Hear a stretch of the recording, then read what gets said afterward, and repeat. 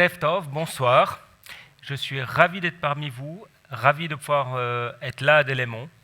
Première fois que j'ai l'occasion de prêcher dans cette ville. Donc, comme ça a été dit, je m'appelle Lionel Jumelfarb. Vous l'entendez peut-être, j'ai grandi à Lausanne, avec un arrière-plan assez multiculturel. Mon père est juif, il est né en Argentine, à Buenos Aires, et il est venu dans les années 60 en Suisse, et ma mère est moitié suisse, moitié anglaise. Et si certains connaissent un peu la région de Berne, vous reconnaissez peut-être l'arrière-plan, c'est le lac de Thun. Valérie vient de l'Oberland bernois, donc on a rajouté le suisse allemand dans le mixte pour faire bien. Beaucoup de culture. J'ai grandi sans aucune religion. Mon père avait choisi qu'on ne reçoive rien avec ma sœur aînée. Et j'ai fait un chemin vers le Seigneur en tant que jeune adulte. Donc, on a 3 garçons qui sont, Marc est maintenant adolescent, il a 15 ans, dernière année de scolarité obligatoire. 2 autres. Valérie se sent parfois un peu seule. Il n'y a pas beaucoup de dames à la maison, mais bon. On verra. Et j'aimerais partager courtement aussi quelque chose. J'ai 2 passions dans la vie. La première est de partager le Messie. J'ai rencontré un trésor en rencontrant Jésus. Et c'est une passion de le partager. J'ai fait de ma passion mon métier. J'ai cette occasion de témoigner aux Juifs, aux non-Juifs. Ça a été suffisant pour me faire quitter le Valais. J'ai été quelques années pasteur à Sion. Alors, en tant que Juif messianique, c'est assez amusant d'être pasteur à Sion. Mais ce n'est pas le monde de Jérusalem. Et ma deuxième passion, c'est le sport. J'ai fait beaucoup de sport d'équipe et depuis qu'on se fréquente avec Valérie, ça fait pas mal d'années, on est mariés depuis 17 ans. Donc. On s'est beaucoup mis à l'endurance. Il faut dire que dans l'Oberland bernois, c'est plus l'endurance que les sports de salle. Et nous faisons du triathlon. J'ai des très beaux souvenirs de ligne d'arrivée. Alors pas en triathlon parce que je nage comme une enclume. Donc le temps que je sors de l'eau, elle est déjà loin. Donc triathlon, on commence par la natation, puis après c'est vélo et course à pied. Mais on peut pas mal faire de course à pied ensemble. Et j'ai quelques souvenirs très marquants pour moi d'une ligne d'arrivée franchie main dans la main. C'est des beaux souvenirs. Et quand j'entendais Claudia ce soir, ça me faisait aussi chaud au cœur. Valérie fait aussi la louange. Alors, elle n'est pas présente parmi nous parce que dans l'église que nous fréquentons à Versailles, je ne suis pas le pasteur principal, je suis un des membres, un des anciens, mais elle faisait la louange ce matin. Donc c'est vrai qu'elle ne peut pas très souvent m'accompagner pour les déplacements. Mais donc le sport a une importance dans ma vie et on fait pas mal de trail aussi, courses en nature. Et on avait envie d'un peu augmenter les distances. Donc ça passe un peu par des plans d'entraînement, il faut un peu plus structurer. On avait fixé 2 objectifs cette année. Le premier était de faire l'Éco-Trail de Paris. C'est un trail sur 32 km. Arriver à côté de la Tour Eiffel. Bon, les derniers kilomètres, ce n'est pas en nature, hein, c'est au bord de la Seine. Voilà. Belle ligne d'arrivée, content.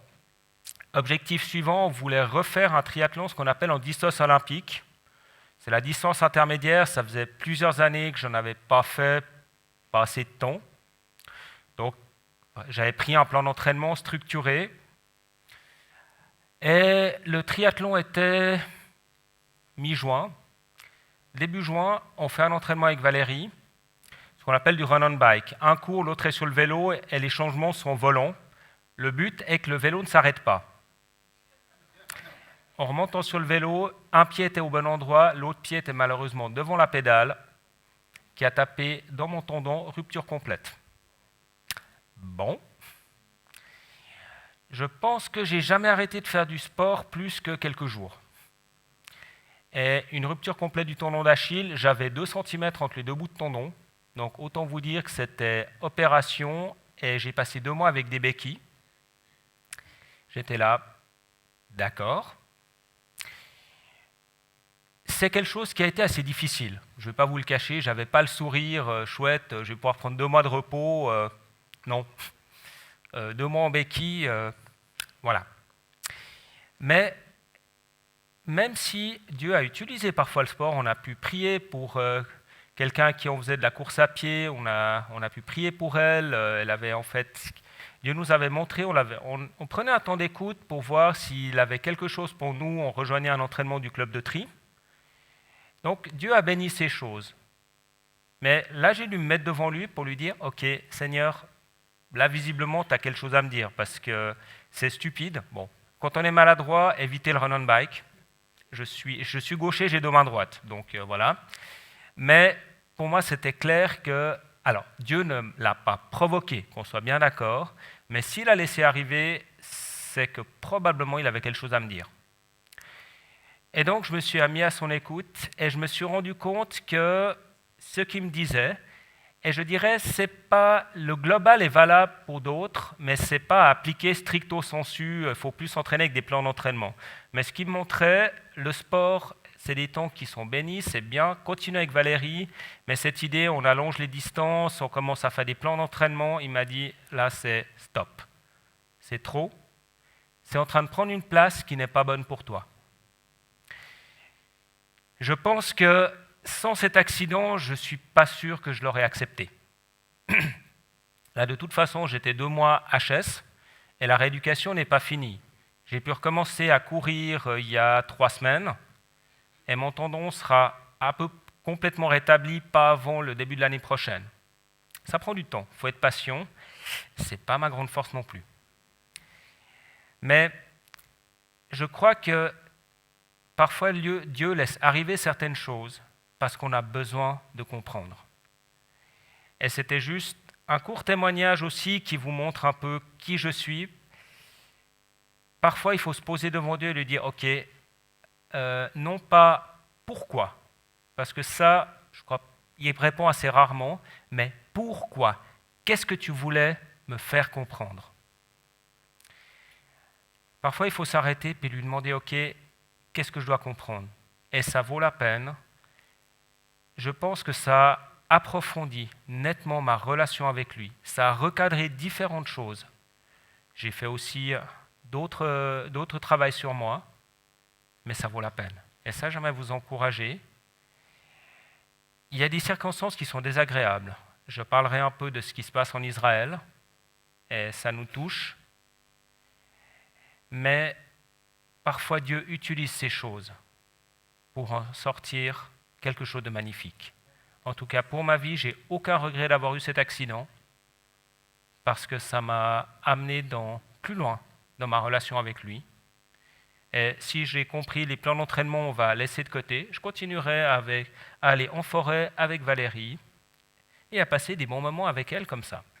Et peut-être qu'on aura d'autres personnes pour qui on pourra prier. Voilà. J'ai fait le choix de quitter Sion pour la région parisienne. Alors, toute personne sensée, personne ne ferait ça. À moins d'adorer les villes, on ne fait pas ça. Mais il y a une raison qui est très simple. J'ai à cœur d'être un témoin auprès du peuple juif, dont je fais partie. Et il y a un chiffre qui est assez simple. 3 ou 4, peut-être 5, c'est le nombre de personnes juives que j'ai rencontrées dans les années où j'étais pasteur à Sion. Par contre, vous pouvez voir ce chiffre suivant. Il y a 300 à 400 000 personnes juives en région parisienne. La France est la 3e communauté juive au monde, derrière Israël et les États-Unis. Et c'est pour ça qu'on a été. Dieu a ouvert les portes, il fait bien les choses. On est en dehors de Paris avec des forêts à côté. Il prend soin de nous. Vous avez l'équipe de Juifs pour Jésus en photo. Voilà, on a fêté nos 50 ans cette année. Et il y a des choses difficiles qui se passent, c'est des temps difficiles, mais c'est aussi des temps d'ouverture. À travers ces événements, j'ai des nouveaux contacts à Paris. J'ai une personne qui, le lendemain, le lundi, ça faisait le 9 octobre, 3 jours après le début de la guerre, m'appelle, j'ai besoin de parler à quelqu'un, j'ai prié avec une amie qui est chrétienne, que j'ai déjà accompagnée à l'église, mais j'aimerais vous rencontrer. Et depuis ce moment-là, je l'ai vue chaque semaine. Il y a des situations difficiles aussi pour elle, mais ça a été le déclenchement pour aller plus loin avec le Seigneur.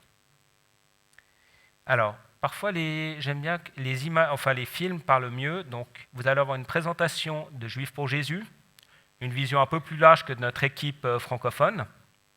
C'est en anglais, sous-titré en français. Normalement, l'écran est assez grand pour que les sous-titres soient lisibles.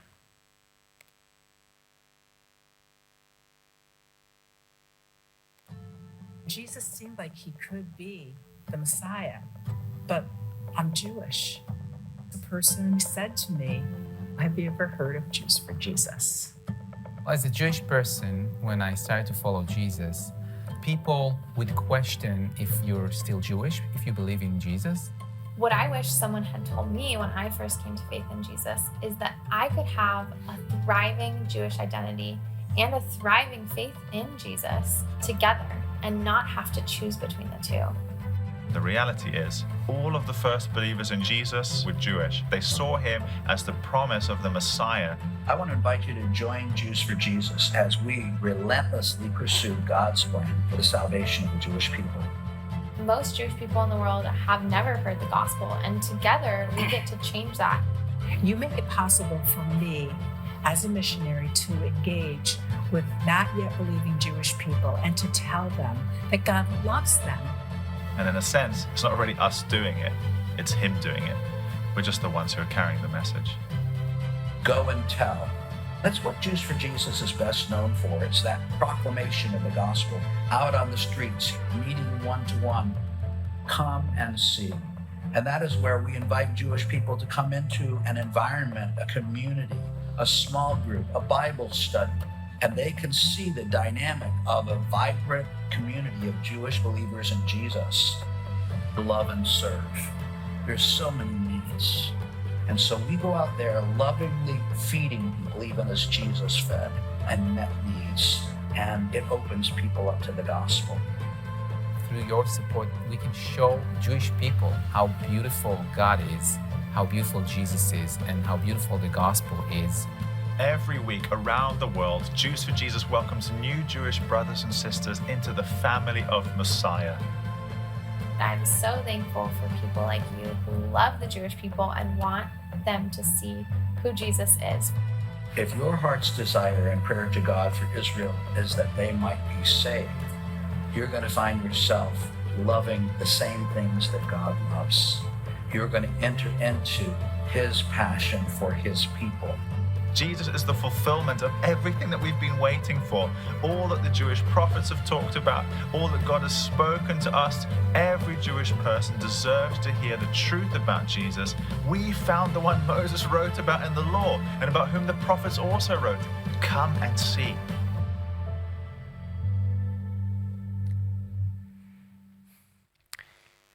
Pour la petite histoire, la dernière personne que vous avez vue, c'est Aaron Lewin. C'est le directeur de Juifs pour Jésus à Berlin, qui est marié à une Suissesse. Il y a peut-être une chose que vous avez notée, il y a une question fondamentale pour les personnes juives. Être juif, c'est mon identité, c'est le sang qui coule dans mes veines, et je ne veux pas que ça change. Et malheureusement, au cours des siècles, on a plutôt eu le message, soit tu peux être juif, soit tu peux être chrétien. Mais les deux, ce n'est pas possible. Et en réalité, c'est faux. Si vous êtes devenu chrétien, vous n'avez pas cessé d'être jurassien, d'être suisse ou autre. Et je ne vais pas cesser d'être juif. C'est le sang qui coule dans mes veines. C'est mon identité, c'est ma culture. Et je le garde. Mais c'est un message que les juifs ont besoin d'entendre. Et que vous pouvez transmettre. Sur ces 300 à 400 000 personnes juives, on compte qu'il y a environ 1% qui croient que Jésus est le Messie. Mais on peut ensemble changer ça. Nous faisons un travail, effectivement. Mais les chiffres et nos études montrent que la majeure partie des personnes juives qui sont devenues croyantes en Jésus, c'est à travers le témoin d'un collègue de travail, d'un ami ou d'un membre de la famille chrétien qui lui a parlé du Messie d'Israël et des nations. Et on peut tous le faire. Être des témoins. C'est pas aller dans les rues vers des inconnus. Et il n'y a effectivement pas une grande population juive en Suisse. Mais la majeure partie des mariages actuels plus de 50% en Suisse, en France et dans quasiment le monde en dehors d'Israël, dont la communauté juive est avec une personne non juive. Vous pourriez vous retrouver avec un neveu, un cousin ou autre qui est juif, sans le savoir. La plupart des personnes juives que je connaisse fonctionnent en mode sous-marin, même en Suisse. Ce qui pour moi me surprend, parce que j'ai grandi sans ressentir l'antisémitisme, mais des amis de mon père qui étaient uruguayens, moi je me souviens plus d'eux buvant le maté. Vous voyez ce que c'est le maté? La calebasse dans laquelle on boit cette boisson très amère. Donc mon père buvant avec ce couple uruguayen, qui était juif, à l'époque je ne m'en étais même pas rendu compte, et leur fils travaille pour les CFF, a fait toute sa carrière au CFF. Il a maintenant à peu près 50 ans, et il me partageait qu'il n'a jamais dit à un seul de ses collègues qu'il était juif. Et il bosse sur une des bases à Yverdon. Honnêtement, moi je ne comprends pas, mais c'est une réalité. Et donc, si vous êtes sensible, vous allez le voir, parce qu'il y a des choses qui se sentent où le Seigneur peut montrer. Et je vous encourage, vous pouvez changer les choses. J'aimerais vous montrer une courte vidéo. Il y a des temps difficiles. Nous, en tant que mission, nous vivons 2 guerres. Nous avions des grosses équipes en Ukraine. Malheureusement, une bonne partie a dû quitter l'Ukraine. Et nous avons plus de 50 missionnaires en Israël, qui sont ce qu'on appelle des sabres, des natifs. Parmi nos collègues, 8 ont été mobilisés, dont par exemple la fille et le fils, vous l'avez vu courtement, c'est notre technicien en informatique qui est aussi leader de louange. Ces 2 filles mangeaient avec nous ce printemps à Paris. Son fils est mobilisé sur le front nord et sa fille est quelque part dans un bunker. Elle travaille pour le renseignement militaire. Ça nous touche. C'est des temps très difficiles. L'appartement d'une des familles a été détruit. Mais si c'est des temps difficiles, ce sont des bons temps pour l'Évangile, parce que les cœurs s'ouvrent.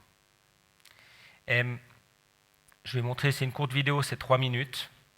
Mais j'avais vu il y a 2 semaines la vidéo d'un rabbin ultra-orthodoxe qui n'était pas content.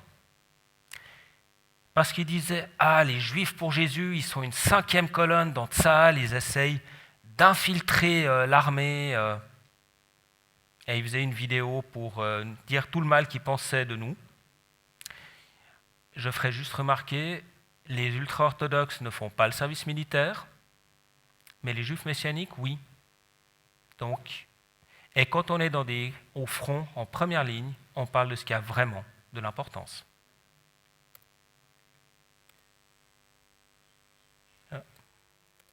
Voilà.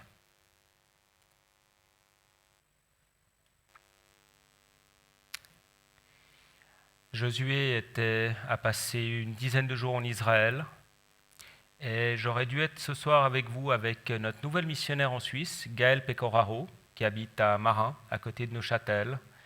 Mais effectivement, il lui a été demandé, enfin, elle désirait aussi, sa mère est israélienne, elle parle hébreu, et donc elle a passé cette semaine en Israël pour aider dans un camp, à une colonie de vacances pour les enfants, des enfants en fait, qui sont réfugiés. Elle a fait de l'animation toute la semaine là. Et ça a été courageux aussi. Elle a 3 garçons qui ont quasiment les mêmes âges que mes enfants et qui ont accepté aussi, son mari Elie aussi, que maman était loin une semaine, mais pour amener beaucoup d'encouragement à ses enfants. Donc, si c'est quelque chose qui vous touche, que vous aimeriez peut-être vous engager à nos côtés, la prière est quelque chose de toujours fondamental. Si vous désirez, on envoie une lettre de nouvelles 1 fois par mois. Vous pouvez soit scanner le QR code, soit il y a des cartes qui ont été distribuées.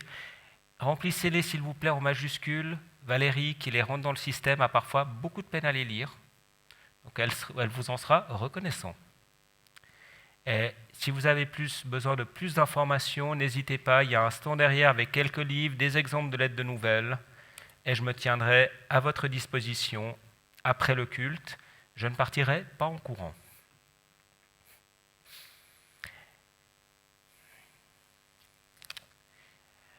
Venons à notre thème. Le Messie, le Christ, pour faire court, Messie vient de l'hébreu, Christ du grec, ça veut dire le oint de l'Éternel. C'est la même chose. Vous choisissez, j'aime bien l'hébreu, donc je prends Messie, mais la signification est la même. Les fêtes de l'automne. Pourquoi en fait, en tant que chrétien, vouloir célébrer les fêtes de l'automne ? Finalement, on parle de fêtes juives. En quoi on est concerné ? Parce que, premièrement, Jésus les a célébrées. On le voit dans les évangiles, mais que surtout, elles sont un panneau indicateur vers le plan ultime de Dieu pour vous, pour moi, en tant que ses disciples. Et ce calendrier, j'en suis convaincu, est un calendrier prophétique. Les fêtes étaient un moment où le peuple devait s'arrêter et se réunir. Et ça, c'est quelque chose qu'on peut apprendre dans nos vies qui vont trop vite. Alors, je pense qu'ici, c'est peut-être un peu plus calme qu'en région parisienne, mais à Paris, tout va vite, tout le temps. Et savoir s'arrêter est vraiment une bénédiction. Et de plus, ces fêtes, l'Épître aux Hébreux nous décrit la loi comme étant une ombre des choses à venir. Et en fait, en regardant l'ombre, on apprend à connaître celui qui l'a fait, Yeshua. Ces fêtes nous permettent de mieux comprendre notre Seigneur. Et ça me passionne. Ça, c'est intéressant. Si vous voulez faire très court ce soir, vous retenez une chose. 3 R. Si vous avez retenu ça, vous pouvez rentrer à la maison.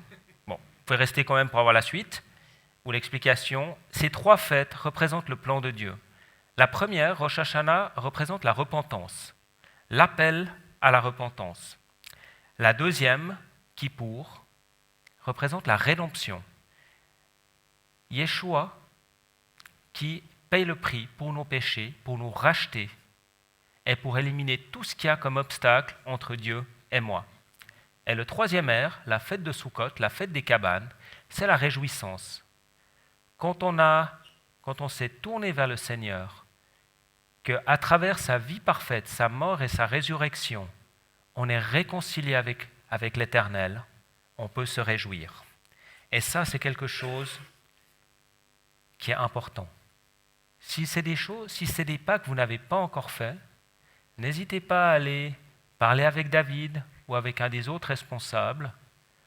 On sera très heureux de vous guider sur ce chemin qui est passionnant. Parce que la vie avec le Seigneur, ce n'est pas ennuyant. Ce n'est pas une suite 1, 2, 3, 4, 5, X interdit. C'est la chose la plus passionnante qu'on peut vivre. Et c'est pour ça que j'essaie de le partager. On va regarder un peu plus ces fêtes. La première, c'est Rosh Hashanah, ou la fête des trompettes. Cette fête est maintenant, c'est une fête de l'automne. Elle est fêtée généralement entre début septembre et début octobre. On l'appelle dans la Bible Yom HaZikaron ou Yom Teruah, la fête du souvenir. Et on devait complètement s'arrêter, se réunir et se fixer sur le Seigneur. Dans le désert, c'était sur le tabernacle. Lorsque le temple a été installé, qu'on est rentré en terre promise, toutes les personnes juives, tout le peuple devait aller à Jérusalem, se réunir pour adorer l'Éternel.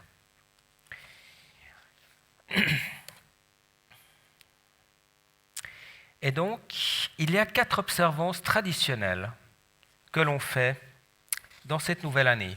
Rosh Hashanah, ça signifie la tête de l'année. Alors, comme dans le monde juif, il y a des traditions qui ont pris place, qui ne sont effectivement pas dans la Bible, mais dont on peut comprendre le sens.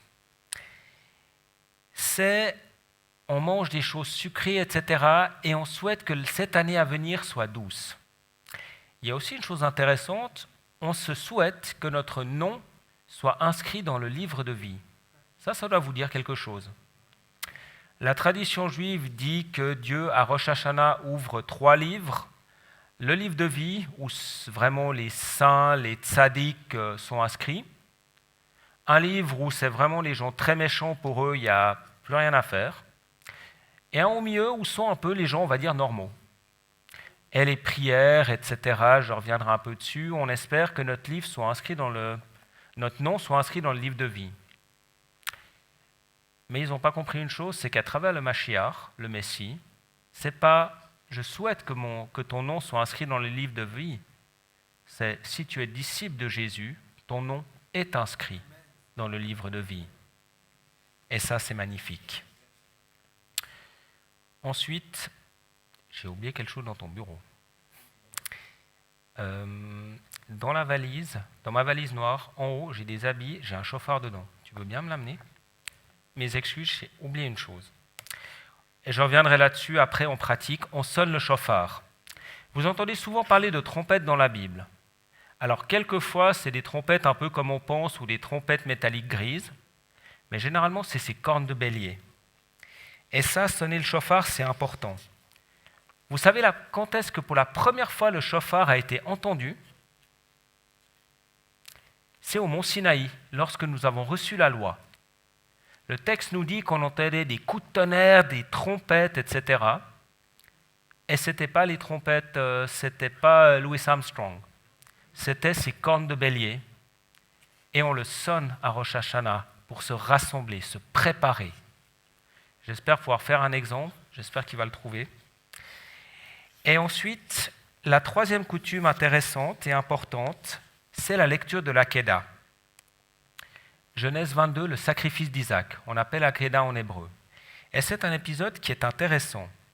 Pour faire simple, Abraham a enfin eu un fils, un deuxième, il a eu un premier fils avec l'esclave, il a un fils de Sarah, Isaac. Dieu lui dit, écoute, tu prends ton fils, tu vas sur cette montagne et tu l'offres en sacrifice. Ah, vous, je ne sais pas, moi j'aurais discuté avec Dieu. Mais Abraham fait confiance à Dieu, il part.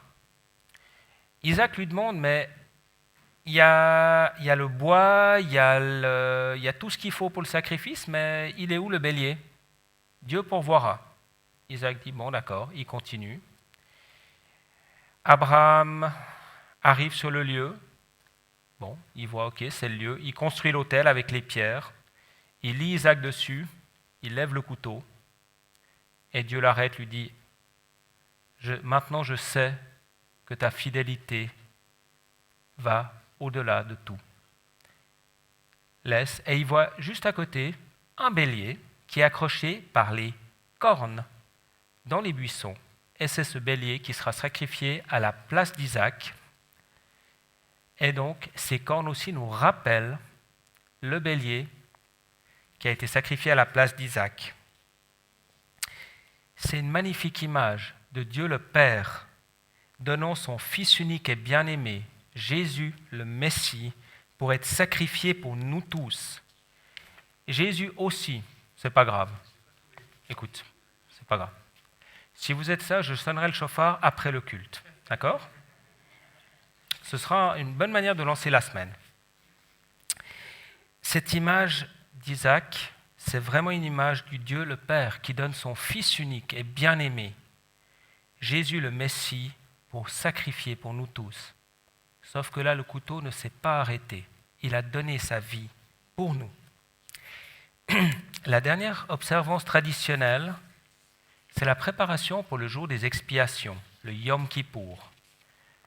Jour le plus important. On se prépare pendant 10 jours à rencontrer Dieu, à se mettre en ordre. Dans la tradition juive, il y a beaucoup de prières, on fait l'aumône aux pauvres, on essaie de se réconcilier avec les autres. Je parlerai de Kippour juste après, mais c'est intéressant. Les rabbins ont dit, il n'y a plus de temple, alors peut-être vous avez entendu Teshuvah, Tzedaka, Tefila. C'est en fait une sorte de moyen mémotechnique. Teshuvah, le retour à Dieu. Tefila, Tzedaka, l'offrande aux pauvres. Et Tefila, la prière. Les rabbins disent, on fait ça particulièrement pendant ces 10 jours entre Rosh Hashanah et Kippour, pour se mettre en ordre avec Dieu.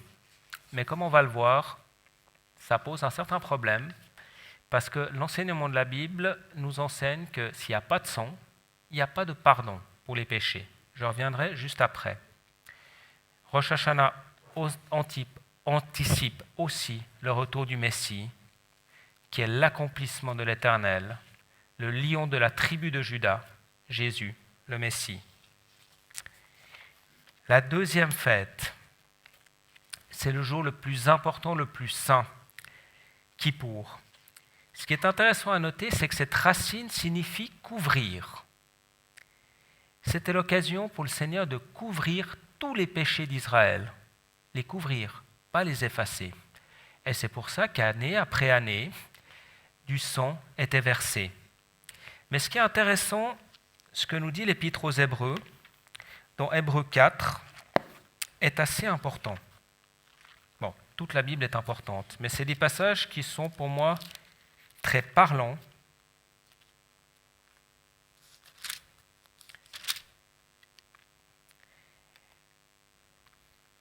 L'auteur nous dit ceci: « Ainsi, puisque nous avons un souverain grand prêtre qui a traversé le ciel, Jésus, le Fils de Dieu, restons fermement attachés à la foi que nous professons.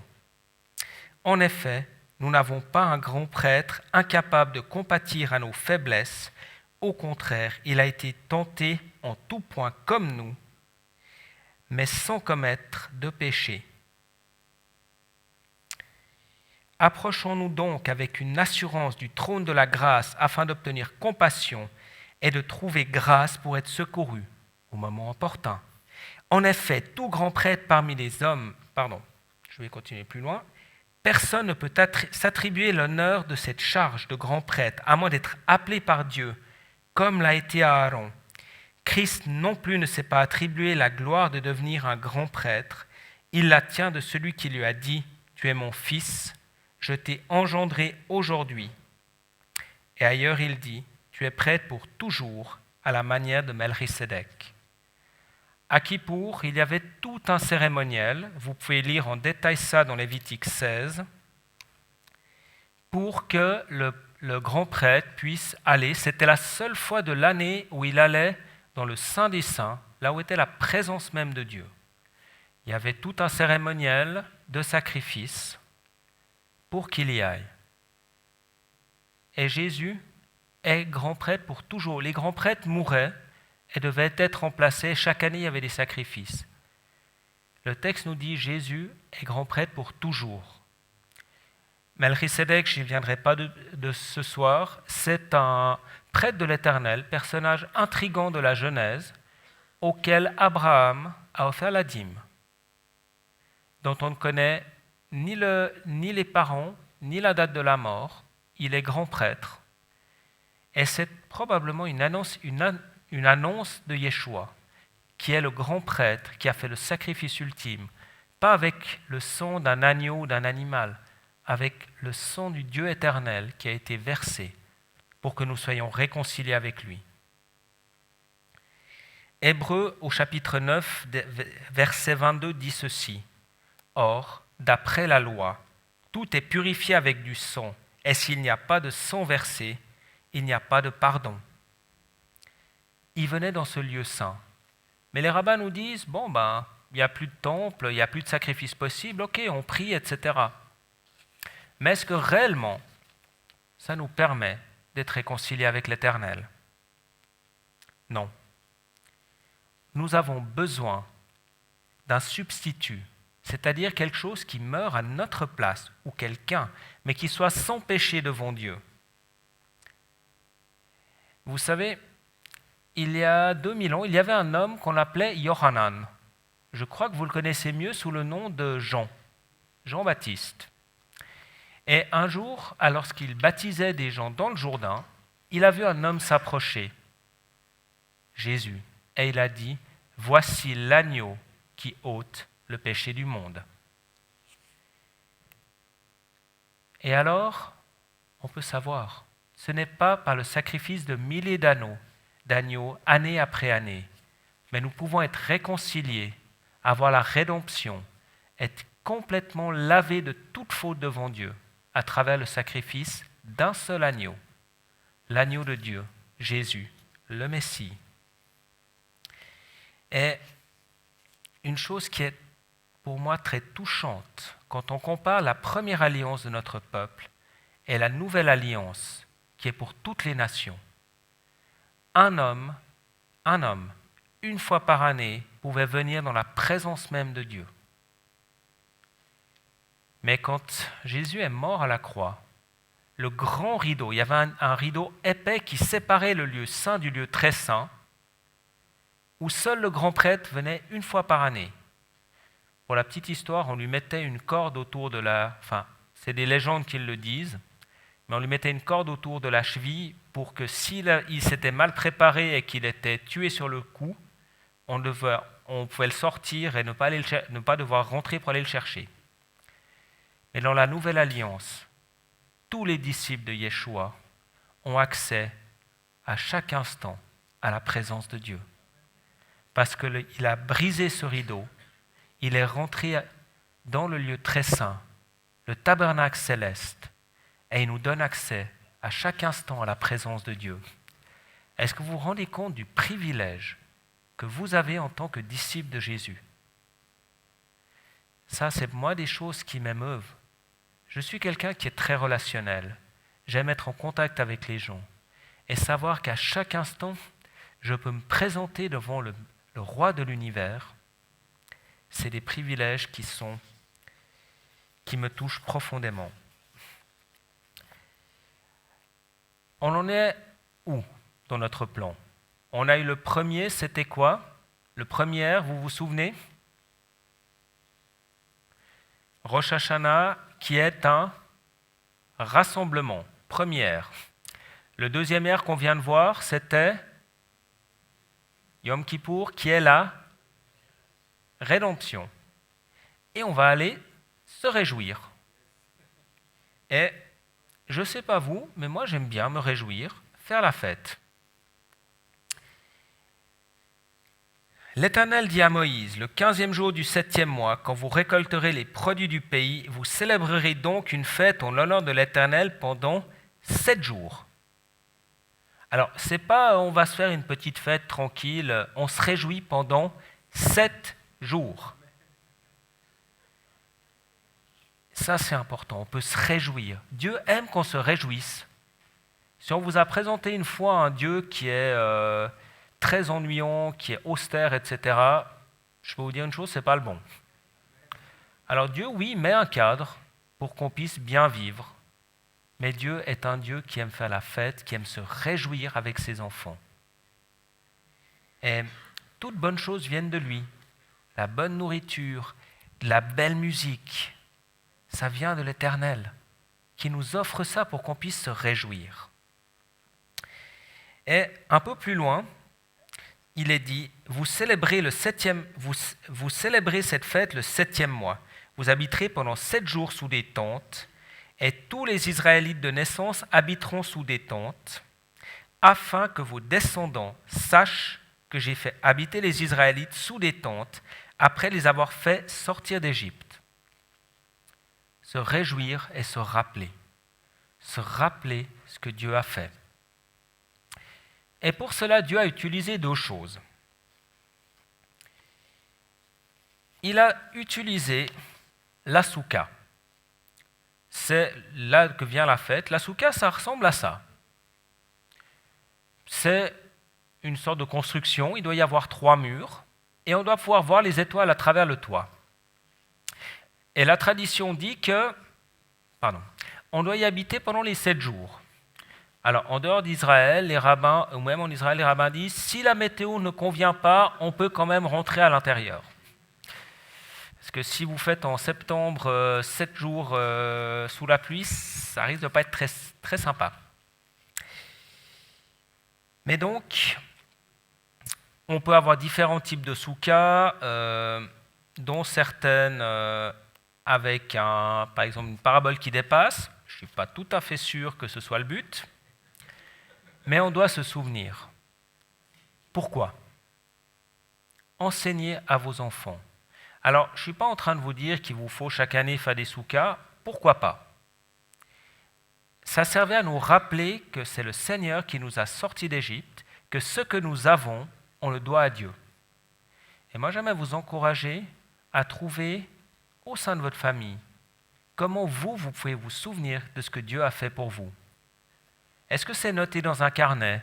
Est-ce que c'est célébrer une date spécifique parce que Dieu a fait quelque chose à cette date-là? Est-ce que c'est écrire sur le mur de l'appartement? Bon, si vous êtes propriétaire. Mais trouvez comment vous pouvez vous souvenir des petites et des grandes choses que Dieu a fait pour vous. Parce que quand on regarde, on voit qu'il fait plein de choses. Mais on les oublie. Parce qu'on a plein de choses qui se passent, et en tout cas moi, il y a beaucoup de choses que j'oublie. Alors je les note. Je note dans un carnet les réponses des prières ou les belles choses que j'ai pu vivre avec le Seigneur. Ça peut être des choses très simples. Le chant d'un oiseau lors d'une balade en forêt. Si vous connaissez Alain Andersen, j'aime bien aussi me promener dans la forêt.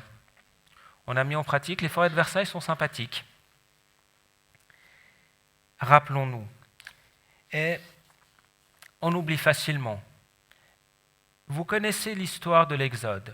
Le Seigneur avait fait des miracles extraordinaires pour nous sortir d'Égypte. Les 10 plaies, je ne vais pas y revenir, séparer une mer en deux, mettre une colonne de feu qui empêche les soldats du Pharaon de revenir nous récupérer. On sort de là, qu'est-ce qu'on fait? On commence à râler.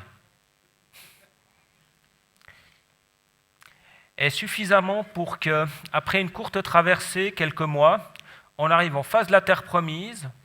Dieu avait fait d'autres miracles au milieu, sortir de l'eau du désert, etc. Il y a 12 de nos espions, ils vont explorer le pays. Magnifique, lait, un pays où coule le lait et le miel. Bon, il y a des géants et des villes fortifiées. Ah, on va tous mourir si on y va. Et on a erré pendant 40 ans dans le désert. Ils auraient mieux fait de se souvenir, je pense. Dans un autre élément intéressant est ce qu'on appelle le lulav et l'étrog. Ces deux éléments qu'on utilise combinés avec la soukha pour se rappeler et en fait exprimer notre louange à Dieu. Alors, le premier, c'est un assemblage de 3 branches. Et ces branches, en fait, peuvent représenter ces 3 éléments, différentes parties de notre corps. Il y a une branche de palmier, celle que l'on voit au milieu. Si vous regardez la flèche noire, branche de palmier, je crois qu'on le voit assez bien à l'écran. Ça peut représenter notre colonne vertébrale, le centre de notre corps. On voit aussi une branche de saule. Et la saule, ça peut représenter des lèvres. Et la dernière, c'est la myrte, qui peut faire penser à des yeux. Puis, il y a l'étrog, qui est une sorte de citron. Et en fait, l'étrog peut représenter le cœur. Et là, en fait, l'idée, c'est de louer Dieu avec tout ce que l'on est. Alors, heureusement, ici, ce n'est pas souvent le cas, mais parfois, on loue Dieu posé sur une chaise. On peut. Alors, il y a des caractères. Je ne suis pas du tout introverti. Je crois que vous pouvez vous en rendre compte. Mais on est encouragé à louer Dieu avec tout ce que l'on est et dans toutes les directions. Voilà comment ça s'utilise. Et on le fait avec une prière qui est magnifique, juste avant de rentrer dans la non. J'espère que ça...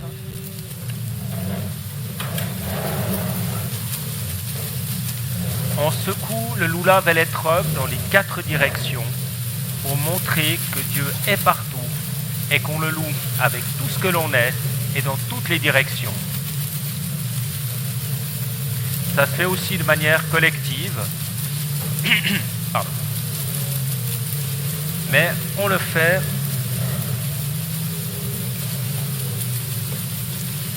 avec une magnifique prière qui loue le Seigneur pour tout ce qu'il nous accorde. Et le dernier point, on se réjouit autour d'un bon repas. Traditionnellement, on va prendre un bon repas dans la soukha. Alors, je ne sais pas vous, mais parfois, on rate des occasions pour célébrer Dieu. Dieu aime même qu'on le célèbre avec la nourriture. Et moi, c'est quelque chose que je trouve magnifique, qu'on puisse se réunir et louer Dieu à travers un bon repas, à travers les produits de la terre qu'il nous donne. Vous savez, parfois, en oubliant peut-être les petites choses que Dieu nous donne, on passe à côté de moments magnifiques qu'on pourrait vivre avec lui. Et j'aimerais vous encourager. Parfois, on vit des choses immenses. Quand on a déménagé à Paris, mon chef a signé le contrat de bail le soir avant qu'on arrive. On avait eu le sentiment vraiment que Dieu nous disait « J'ai quelque chose pour vous ». Je suis parti de Sion sans savoir si j'aurais un appartement. Ils ont emmené le camion est parti le lundi, ça a été signé le mardi soir, et le mercredi matin on arrivait. Ok, mais il y a plein de petites choses. Peut-être des baies qu'on va croiser dans le bois, peut-être un ami qui nous lance un coup de fil, tiens, je pensais à toi. Et puis c'est juste ce qu'on avait besoin comme encouragement. Regardez tout ce que Dieu vous accorde et réjouissez-vous avec. Ça vaut la peine. Et Dieu se réjouit avec nous. Vous pouvez le faire sourire. Alors je sais, Dieu n'a pas de corps, mais Dieu sourit. Je vais simplement conclure les 3 R. Je vous encourage, si c'est quelque chose, si vous n'avez pas fini ce chemin, ça vaut la peine. Allez-y. Je vais de nouveau citer Alain Anderset dans un témoignage qu'il a fait pour la mission pour laquelle j'ai travaillé, Campus pour Christ. Qu'est-ce qui t'empêche d'aller de l'avant? Si tu n'as pas toutes les réponses, je n'ai pas son accent neuchâtelois, jurassien, excusez-moi, mais il m'a dit, mais vas-y, essaye. Allez-y sur ce chemin, ça vaut la peine. Si vous êtes au milieu, vous n'avez pas encore fini ce chemin, ça vaut la peine. Vous pourrez vous réjouir. Et vous savez que la fête des cabanes, on va la célébrer tous ensemble dans l'éternité, juifs et non-juifs réunis. Les autres fêtes, semble-t-il, ne seront pas célébrées, mais Soukhot, oui. Chaque année, on va pouvoir louer Dieu et célébrer toutes les nations et le peuple juif ensemble, en train de louer l'Éternel et de faire des bons repas. Que le Seigneur vous bénisse et que vous puissiez être des lumières pour cette région et ce pays que j'aime profondément, même si j'ai dû aller servir ailleurs. Amen.